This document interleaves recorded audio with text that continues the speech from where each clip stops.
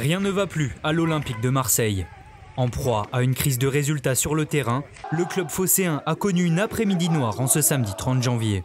Les supporters de l'OM ont procédé à une opération coup de poing à la commanderie. Projectiles, fumigènes, caillassage, le chaos a régné, chronologie des faits.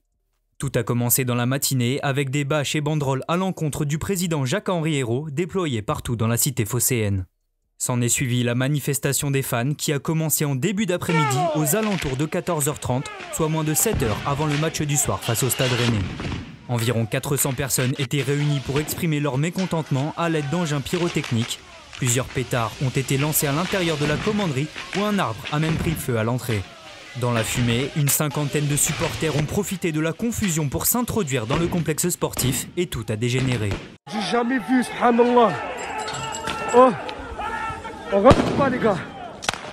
À l'intérieur, plusieurs personnes cagoulées ont semé la terreur en brisant plusieurs vitres des bâtiments avant que certains joueurs ne sortent à leur rencontre.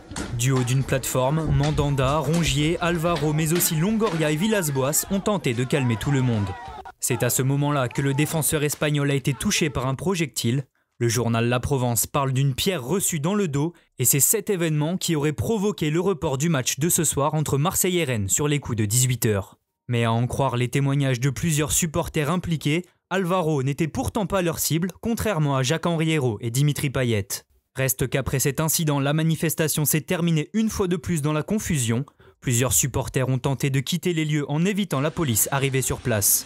Pour le moment, 25 interpellations ont eu lieu. Les joueurs et le staff ont quitté la commanderie sous escorte à 18h30. L'affaire est loin d'être terminée.